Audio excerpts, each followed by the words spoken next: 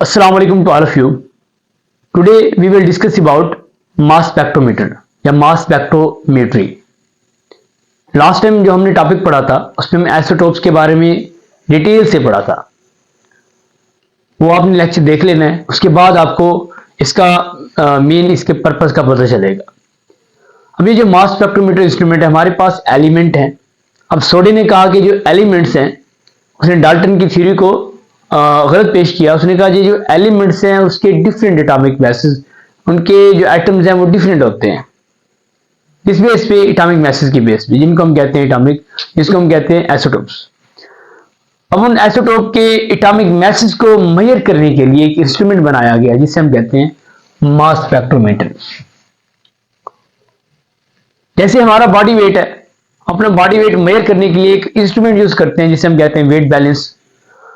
अब इस तरह ये जो आइसोटोप्स हैं, आइसोटोप्स के मैस को मेजर करने के लिए, उनके एटॉमिक मैस की मेजरमेंट के लिए एक इंस्ट्रूमेंट बनाया गया जिसे हम कहते हैं मास स्पेक्ट्रोमीटर। सबसे पहले इसकी तो वैसे बहुत ज्यादा डिटेल है आपकी हायर क्लासेस में, लेकिन इंटरमीडिएट लेवल तक इसकी जो डेफिनेशन है, इंस्ट्रूमेंटेशन है, वर्किंग है, इसके कंपोनेंट्स हैं, वो मैं आपको डिटेल से पढ़ाऊंगा। तो फर्स्ट ऑफ ऑल हम डेफिनेशन करते हैं इसकी।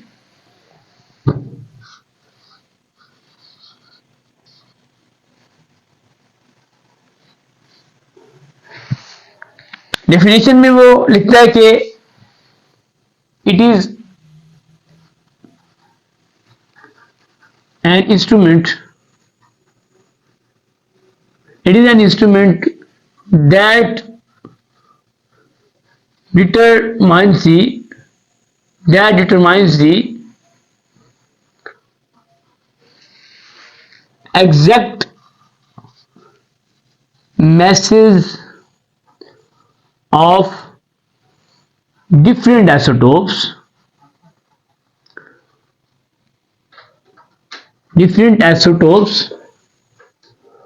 of an element is called mass spectrometer। एक ऐसा इंस्ट्रूमेंट है जो किसी भी एलिमेंट के डिफरेंट आइसोटोप के एटॉमिक मैसेज को या एवरेज एटॉमिक मैसेज को डिटरमिन करने के लिए, मेजर करने के लिए इस्तेमाल किया जाता है।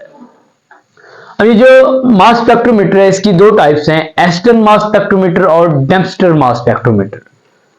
जो एस्टन मास स्पेक्ट्रोमीटर है, इन दोनों को डिफरेंशिएट करते हैं। बहुत इंपॉर्टेंट शॉर्ट क्वेश्चन है, जो दोनों में डिफरेंस है, बहुत इंपॉर्टेंट आपके पेपरों के हवाले से, एग्जाम के हवाले से बहुत इंपॉर्टेंट शॉर्ट क्वेश्चन है। क्या शॉर्ट क्वेश्चन क्या होता है? Differentiate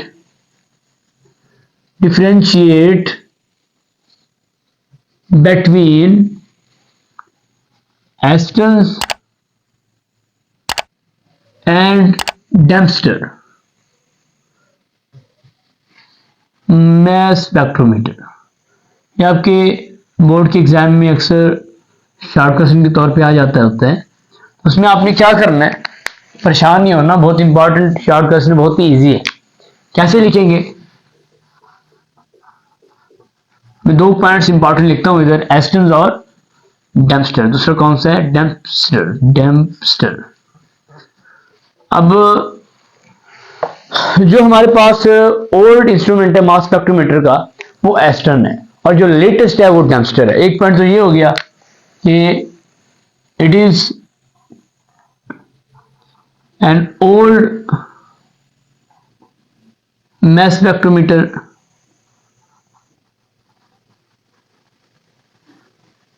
and it is an latest mass spectrometer। Okay हो गया। अब नेक्स्ट पॉइंट पे आ जाओ। नेक्स्ट पॉइंट क्या होगा? नेक्स्ट पॉइंट पे हमारे पास, अब ये देखिए, हमारे पास जो मैटर है, अब जो सैंपल लेंगे वो भी मैटर है। अब मैटर की चार स्टेट्स हैं, जो मेन तीन है, सॉलिड, लिक्विड, गैस। उनमें से ये जो एस्टन मास स्पेक्ट्रोमीटर है फर्स्ट वाला, ये ओल्ड इंस्ट्रूमेंट है, ये सिर्फ और सिर्फ गैसेस की, ये वाला जो एस्टन है ये सिर्फ और सिर्फ गैसेस के सैंपल के एटॉमिक मैसेज को मेजर करता था, लेकिन हमारे पास अप्रोक्सीमेटली 80% जो मैटर है सॉलिड फॉर्म में है, उनके एटॉमिक मैसेज को कैसे मेजर करें? तो उसके लिए हमने लेटेस्ट इंस्ट्रूमेंट निकाला जिसको हम कहते हैं नेपस्टर मास स्पेक्ट्रोमीटर। वो हमारे पास सॉलिड, लिक्विड, गैस तीनों के सैंपल की मेजरमेंट, तीनों के सैंपल की एटॉमिक मैसेज की मेजरमेंट करता है। अब एक्सटर्नल मास स्पेक्ट्रोमीटर क्या करता है? only used for gases sample, gases sample के लिए हमेशा यूज होता है, और it is also used for solid sample. ये सॉलिड के लिए भी यूज होता है। इसके 2 पॉइंट्स हो गए, बहुत इंपॉर्टेंट शॉर्ट क्वेश्चन है, आपने इस तरह इसको लिख देना है, तो इंशाल्लाह आपके 2 नंबर कहीं नहीं आते इसके। अब वर्किंग की तरफ थोड़ा आ जाते हैं, वर्किंग देख लेते हैं इसकी। मास स्पेक्ट्रोमीटर की बहुत ही इंपॉर्टेंट है, वहां पे सारा कंसेप्ट है। तो वर्किंग की तरफ आते हैं। वर्किंग में क्या होता है? इंस्ट्रूमेंट बना लेते हैं, एक इनलेट होता है। इनलेट कोई भी वो ओपनिंग है, वो सुराख है, वो ओपनिंग है जहां से सैंपल को हमने इंजेक्ट करना होता है, इंट्रोड्यूस करना होता है। अब ये इनलेट है, यहां से हमने सैंपल को एंटर करना है इंस्ट्रूमेंट के अंदर, सैंपल आ गया। अब ये आगे हॉरिजॉन्टल कॉलम आगे इलांगेट हो रहा है, इस तरह सीधा, थोड़ा सा आगे आके इधर से कर्व हो जाता है। अब ये भी इधर से ऐसे कर्व हो जाता है। इस तरह का एक इंस्ट्रूमेंट है मास स्पेक्ट्रोमीटर। इसमें क्या होता है? सैंपल को हम इनलेट के थ्रू, ये क्या हो गया? इनलेट अंदर दाखिल होने का रास्ता, इनलेट। अब सैंपल को हमने अंदर दाखिल कर दिया।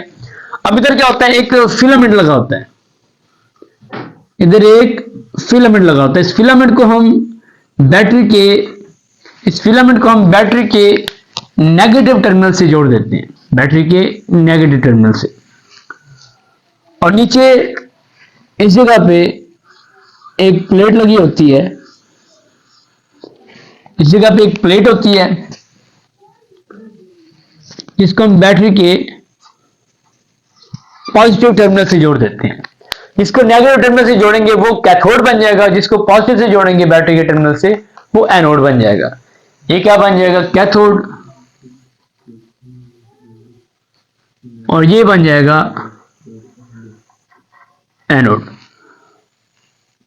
अब जैसे कोई बल्ब है आपके पास, 100 वाट का जो बल्ब होता है, उसके अंदर एक फिलामेंट लगा होता है, उसको आप स्विच ऑन करते हो तो फिलामेंट जलने लग जाता है। इस तरह ये फिलामेंट होता है, इसको हम कैथोड कहते हैं। और कैथोड से हमेशा आपको पता है कि इलेक्ट्रॉन्स इजेक्ट होते हैं, इलेक्ट्रॉन फॉर्मेशन होती है, इलेक्ट्रॉन निकल रहे होते हैं। अब इधर से इलेक्ट्रॉन निकलेंगे, कैथोड से इलेक्ट्रॉन निकलेंगे 1 2 3 4 ऐसे बना लिए मैंने समझने के लिए। अब यहां से तरतीब से इलेक्ट्रॉन निकल रहे हैं। नीचे एनोड लगा हुआ है, एनोड पे पॉजिटिव चार्ज है, आपको पता है कि इलेक्ट्रॉन के ऊपर नेगेटिव चार्ज होता है। अब negative charge electron positive anode की तरफ अट्रैक्ट होंगे, खुद ब खुद एक स्ट्रॉन्ग अट्रैक्शन होगी। ऐसे नीचे ऐसे नीचे स्पीड से आएंगे जैसे शावर हो रहे हो। अब इधर से हमने सैंपल इन किया हुआ है, यहाँ पे सैंपल के मॉलिक्यूल्स गैसेस फॉर्म में यहाँ पे पड़े हुए हैं, यहाँ पे। ऊपर से जब इलेक्ट्रॉन्स आएंगे, ऊपर से इलेक्ट्रॉन इन सैंपल के एटम से क्या होंगे? स्ट्राइक करेंगे, टकराएंगे। अब होगा क्या? अगर मैं एक एटम को जूम आउट करके दिखाऊं, मेरे पास एक वैलेंस शेल है, एक न्यूक्लियस है, फर्स्ट शेल, सेकंड शेल। अगर एक मैंने एटम बनाया, इधर से सैंपल से एक एटम लिया, जूम किया, तो इसके वैलेंस शेल में एक इलेक्ट्रॉन, ऐसे मैं जूम कर रहा हूं, ये एटम है। सेकंड शेल में 8 इलेक्ट्रॉन है, फर्स्ट शेल में 2। अब ऊपर से जो कैथोड से इलेक्ट्रॉन, बात हमें समझनी बहुत कंसेप्चुअल है। ऊपर से जो कैथोड से इलेक्ट्रॉन आ रहे हैं, ऊपर से सीधे सैंपल पे टकरा रहे हैं, शावर हो रहे हैं, स्ट्राइक कर रहे हैं।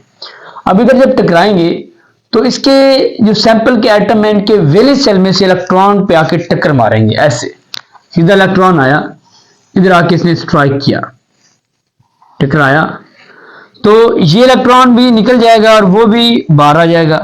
एक इधर इलेक्ट्रॉन, एक इधर, और इधर पे क्या हो जाएगा, होल क्रिएट हो जाएगा। और इस एटम पे क्या आ जाएगा, positive charge, deficiency of one electron. एक इलेक्ट्रॉन निकल गया तो क्या हो गई, आयोनाइजेशन हो गई। अब यहां से यहां तक क्या हुआ, आयोनाइजेशन का प्रोसेस हुआ। इसकी वजह से हम कहते हैं ये जो यहां से यहां तक चैम्बर है, इसको हम कहते हैं आयोनाइजेशन चैम्बर। इसको हम क्या कहते हैं, यहां से यहां तक, यहां से जो यहां तक चैम्बर है, आयोनाइजेशन चैम्बर, आयोनाइजेशन चैम्बर। क्योंकि यहां पे आयोनाइजेशन हो रही है, केटाइंस बन रहे हैं, आयंस बन रहे हैं। अब आयोनाइजेशन हुई, इधर आयंस बने। आयंस कौन से बने, पॉजिटिव चार्ज वाले, पॉजिटिव चार्ज वाले केटाइन बने, इसको हम आयंस भी कह सकते हैं। अब आगे हम क्या करते हैं, इन आयंस को हमने खींचना है, आगे हमने मूव करवाना है। तो क्या करेंगे, नेगेटिव की चीज लगाएं ताकि ये पॉजिटिव आयंस खींचे उस तरफ और उस तरफ जाएं। हमने इधर इनको रन करवाना है, तो हम क्या करते हैं, एक प्लेट लगाते हैं। इस प्लेट को हम नेगेटिव पोटेंशियल देते हैं, हाई वोल्टेज, हाई वोल्टेज। इसको हम हाई वोल्टेज प्रोवाइड करेंगे, बहुत ज्यादा तेज हाई वोल्टेज। और ये क्या होती है, ऐसे सुराखदार होती है, ऐसे ऐसे एक होमोजीनियस इसमें पोर्स होते हैं।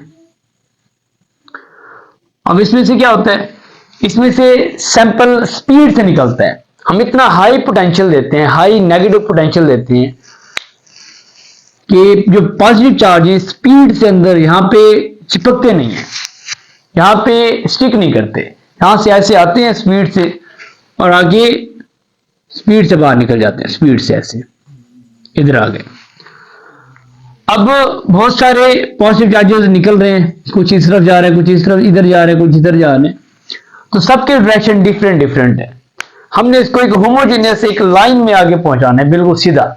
हम फिर क्या करते हैं, आगे दो इलेक्ट्रोड लगाते हैं। इधर हम लगा देते हैं दो इलेक्ट्रोड। बेसिकली ये इस तरह नहीं होते, ये बिल्कुल ऐसे सर्कुलर होते हैं। मैं इधर इस तरह शो करवा रहा हूं, ये जो इलेक्ट्रोड है, ये प्लेट भी।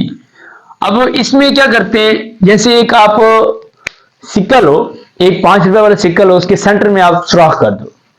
इसी तरह हम इनके साथ करते हैं, सेंटर में हम क्या कर देते हैं, होल। अब सेंटर में होल हो गया, इसके सेंटर में भी होल हो गया। अब क्या होता है, एक होमोजीनियस स्ट्रेट लाइन, सिर्फ बाकी जो भी केटाइन आएंगे, आयन आएंगे, सरफेस से टकरा के वापस चले जाएंगे। लेकिन जो सीधा इस सुराख में से, होल में से गुजरेगा, वो सीधा इस तरह गुजर जाएगा और एक स्ट्रेट लाइन में हमारे पास केटाइन आ जाएंगे। अब नेक्स्ट हम लगाते हैं मैग्नेटिक फील्ड। हम मैग्नेटिक फील्ड अप्लाई करते हैं।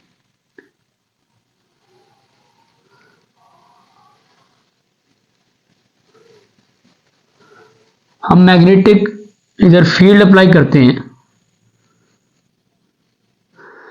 अब आपको पता है कि मैग्नेटिक फील्ड में जब कोई चार्ज आता है तो उसकी डिफ्लेक्शन होती है, वो अपना रास्ता तब्दील कर लेते हैं, वो डिफ्लेक्ट होते हैं, बेंट हो जाते हैं, मुड़ जाते हैं, अपने रास्ते से हट जाते हैं, इनहराफ कर जाते हैं। अब ये क्या है, ये चार्जेस आ रहे हैं, आइंस हैं, ये जब ऐसे आएंगे यहां तक। अब आगे मैग्नेट लगाया हुआ है, ये असल में मैग्नेट हमने ऊपर नीचे नहीं लगाया हुआ, एक हमने पीछे लगाया हुआ है, एक फ्रंट से ऐसे लगाया हुआ है, ऐसे एक पीछे एक फ्रंट से। लेकिन इधर मैं ड्रॉ नहीं कर सकता, मैंने एक ऊपर लगा दिया, एक नीचे लगा दिया, ऐसे दोनों तरफ से इसको कवर किया होता है मैग्नेट ने। मैग्नेट इसको दोनों तरफ से कवर किया होता है, एक इधर से एक इधर से। तो ये मैग्नेट हो गए। अब जब ये केटाइंस आएंगे इधर, तो इनका रास्ता क्या हो जाएगा, ये हल्का हल्का थोड़ा थोड़ा ऐसे नीचे बेंट होना स्टार्ट हो जाएंगे, सर्कुलर पाथ बनाएंगे, सर्कुलर पाथ बनाएंगे इसी तरह। और नीचे लगा होता है डिटेक्टर, जिसको हम कहते हैं आयन कलेक्टर। यहां पे लगा होता है डिटेक्टर, यहां पे एंड पे क्या लगा हुआ है, डिटेक्टर, जो डिटेक्ट करता है इन आयंस को, इन आयंस की जो एक इनकी आयंस की अबंडेंस है उसको शो करवाता है डिटेक्टर। डिटेक्टर से आगे लगा होता है एम्पलीफायर,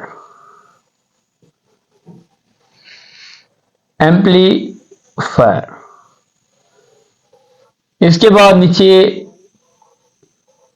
रिकॉर्ड करने के लिए रिकॉर्डर होता है, यहां पे सारा रिकॉर्ड आता है। इस तरह की इसकी इंस्ट्रूमेंटेशन है। अब इस मास स्पेक्ट्रोमीटर में बेसिकली हमने क्या पढ़ा, हमारे पास फर्स्ट ऑफ ऑल ये सैंपल आया। सैंपल अगर गैसेस फॉर्म में तो ओके, हमने सैंपल को एंटर कर देना है। अगर हमारे पास सैंपल सॉलिड फॉर्म में है, अगर सैंपल है सॉलिड फॉर्म में, फिर हम क्या करेंगे, सैंपल को पहले वेपोराइज करेंगे, वेपोराइजेशन करेंगे, उसको गैसेस फॉर्म में लेके आएंगे, उसके बाद इसको एंटर करेंगे, फिर उसकी आयोनाइजेशन होगी। आयोनाइजेशन के बाद उसको हमने मूव करवाया हाई पोटेंशियल देके, उसके बाद हमने उसको एक होमोजीनियस एक स्ट्रेट लाइन प्रोवाइड की, एक हमने 2 इलेक्ट्रोड यूज किए जिनको सुराख किया, होल्ड किया, ताकि वो स्ट्रेट लाइन में हमारे पास कैथोड आए होमोजिनाइज होके। उसके बाद हमने उसके रास्ते को मोड़ने के लिए, डिफ्लेक्शन करने के लिए हमने क्या कर दिए, 2 मैग्नेट रख दिए, पीछे से नॉर्थ पोल होगा और फ्रंट से साउथ पोल होगा। तो इस तरह पूरे इंस्ट्रूमेंट को ऐसे कवर किया होता है इन्होंने, दोनों मैग्नेट ने। मैग्नेट में जब चार्ज आएंगे, इनका जो पाथ है स्ट्रेट, वो बेंट हो जाएगा, सर्कुलर पाथ में कन्वर्ट हो जाएगा। उसके बाद डिटेक्टर पे आके टकराएंगे और जैसे लाइट प्रोड्यूस करेंगे, एक स्ट्राइकिंग होगी। और ये डिटेक्टर क्या करेगा, इनको डिटेक्ट करेगा। उसके बाद एम्पलीफायर लगा हुआ है, एम्पलीफायर के बाद सारा रिकॉर्ड हमारे पास रिकॉर्ड हो रहा है। अब इसमें हमने बेसिक जो हमारे पास मास स्पेक्ट्रोमीटर के कंपोनेंट्स हैं, कंपोनेंट्स में कौन कौन से कंपोनेंट्स आते हैं, कंपोनेंट्स को देख लेते हैं। बेसिक जो मेन कंपोनेंट्स हैं, अब इनके कंपोनेंट्स में फर्स्ट ऑफ ऑल हमारे पास जो फर्स्ट ऑफ ऑल पहला स्टेप है वो वेपोराइजेशन होती है। वेपोराइजेशन किस केस में होगी, जब हमारे पास सॉलिड सैंपल होगा, अदरवाइज वेपोराइजेशन नहीं करनी पड़ेगी। हमारे पास अगर सैंपल ही गैस है तो गैस को तो वेपोराइज नहीं करना पड़ता ना, तो अगर सॉलिड होगा तो वेपोराइजेशन वाला स्टेप होगा। अब सेकंड स्टेप में क्या होता है, वेपोराइजेशन हो गई, फिर हमारे पास क्या होगा, आयोनाइजेशन होगी। फिर थर्ड स्टेप में हमारे पास क्या करते हैं, इलेक्ट्रिक फील्ड अप्लाई करते हैं। ये इलेक्ट्रिक फील्ड अप्लाई की, यहां पे हाई वोल्टेज दिया, इलेक्ट्रिक